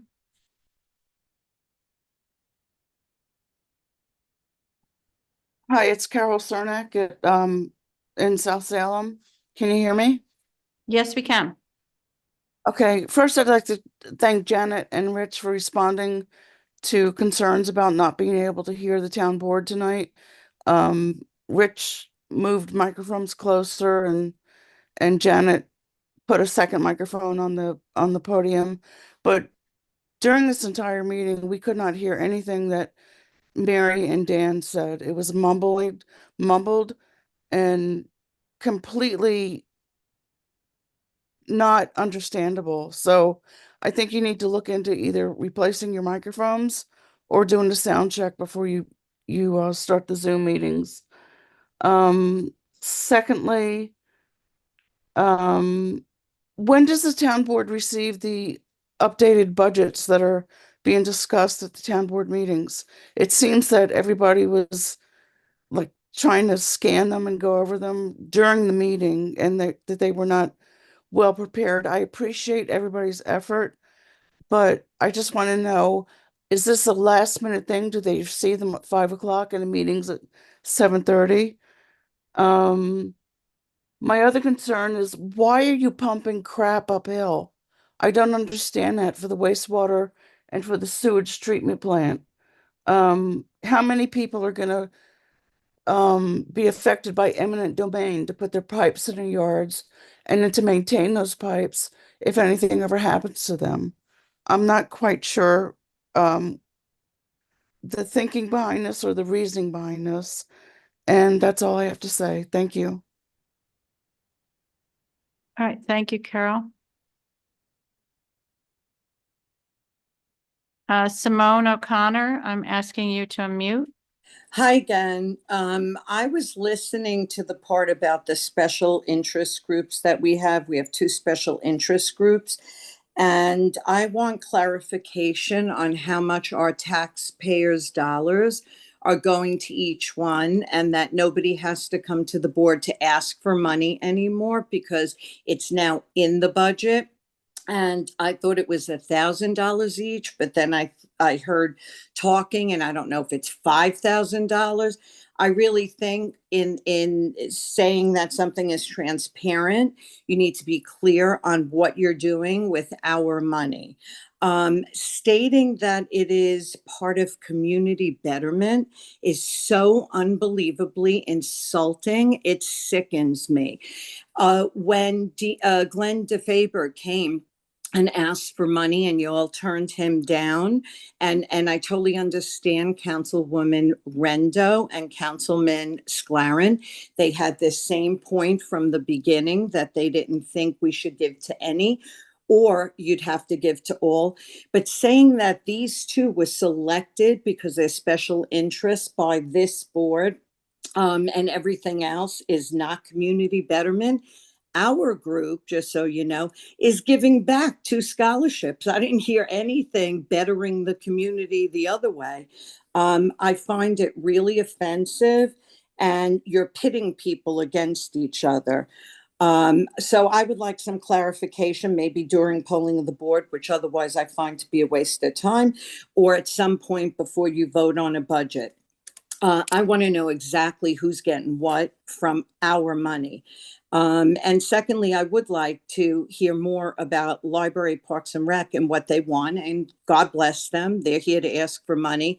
But we need to give to our services, highway, police. Those are the people that provide service for us. And I get it. I'm an avid reader, love the library, but I don't think it's used by very many people. And Parks and Rec, it's great, but they can raise money as well. And we have to learn to maintain things and not just rebuild things. And that's my point. Thank you. All right, thank you, Simone. That's it.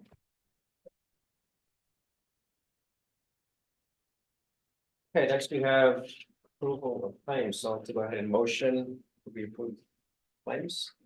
One second. Discussion. All in favor? Aye. Right. Okay, polling of the board. Let's start with Andrea. It was a really beautiful weekend. I hope everybody enjoyed being outside. I got to attend a few events, some within the community, some held by residents from our community who have small businesses outside the community.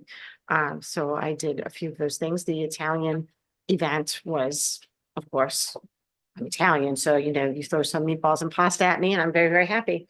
So thank you to the organizers. It was a lovely event. I do have one clarification I would just like to ask the supervisor to make just for the public. Throughout the summer, there was a lot of debate about Sustainable Westchester, renewing the contract, et cetera, et cetera.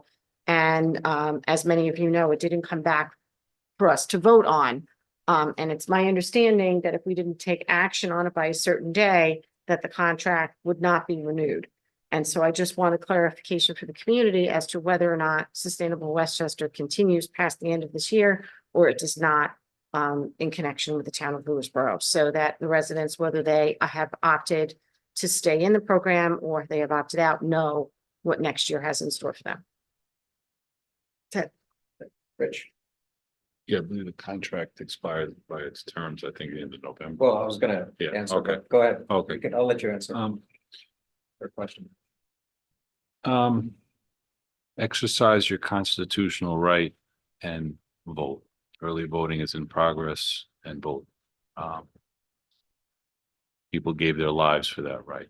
So the least we can all do is vote for the candidates of your choice. Aaron, I think it'd be good. okay, yes? Other than happy Diwali and resubmitting them. Happy Diwali is Oh, the you said it. Hindu- Oh, yeah, I know that, but I Hindu thought. it was celebration something of else. good over evil, it's the new year.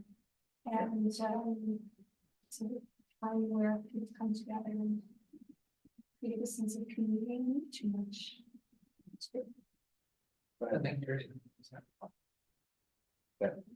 Yeah, a few things. So to answer Andrew's question, which Rich started to answer. No, we didn't enter into a new agreement, so we've missed the window of opportunity. So anyone who was on the program will go default back to NICEAG once the program is over. Yeah, that's where we are. So with that, with Sustainable Westchester Power. So the in terms of posting the budget, there were a couple of people that asked about that. So the budget was delivered today to the town board. It's the tentative budget, also known as the supervisor's budget. So that was delivered today. It had to be done before the 30th. So today's the 28th. So we did it on time. And it will be posted tomorrow on the website. So everyone will have access to it. It's on the website. It has all the departmental budgets in it. So if there are any questions, yeah, feel free to reach out. Give me a call. Stop at my office. My door is always open. CDBG grant, yes, we're still waiting. Carrie, my chief of staff is here. She worked on that together with the liaison from the seniors group, and we're still waiting on Westchester County to get back to us. So it's going to take a while, I guess, right, Carrie? A few months, January timeframe. Okay, so by then we should know whether or not we're going to get this new senior van. Regarding, there were some questions about the police budget. Yeah, we've been very supportive of our police between vehicles, between their new radios that they got through grants, thanks to Chief Alfano.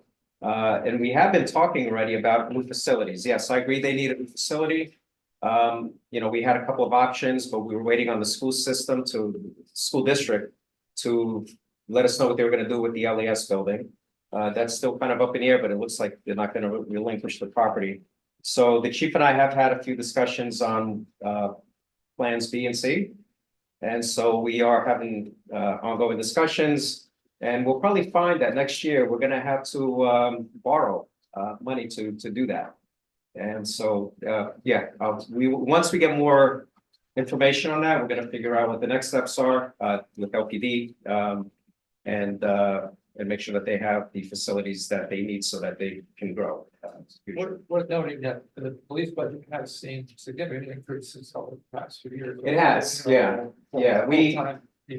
Yeah, so we had, you know, when I first got on the board, we didn't have 2 patrols with 2 officers, two patrol officers on each shift. Now we do.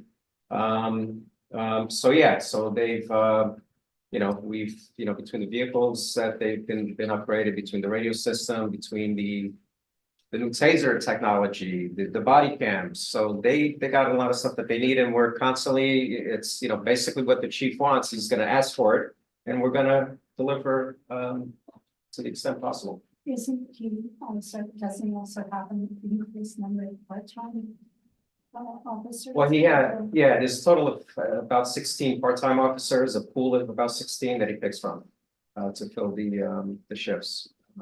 That's in addition to a part-time lieutenant. And of course, we have our sergeant, Llewellyn. And then we have the patrol officers that includes Officer Molay and also the part-timers that fill in. So right now we have 3, including the chief, 4 full-time officers and 16 part-time. Yes. So that's a much improvement from a few years back when I first got on the board. Yeah, I mean, years ago, we were essentially, you know, all part-time. All part-timers, right? Even a part-time chief. You know, we have a full-time chief who's doing a great job. Let's see what else do I have.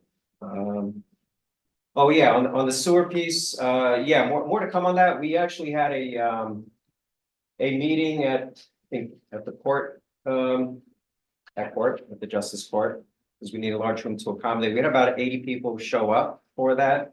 There is a Zoom recording on the Lewisboro YouTube channel if anyone wants to see it. Again, it was well attended, a lot of good feedback. Yeah, and there are a lot of people that are aware of the importance of this project. But again, it's not us, we're gonna make the decision, it's the folks in the district. And what we agreed to tonight, the map planning report, is the next step in this pretty long process. And of course, none of this is gonna happen until we have funding. So if those grants don't come through, we can't do this.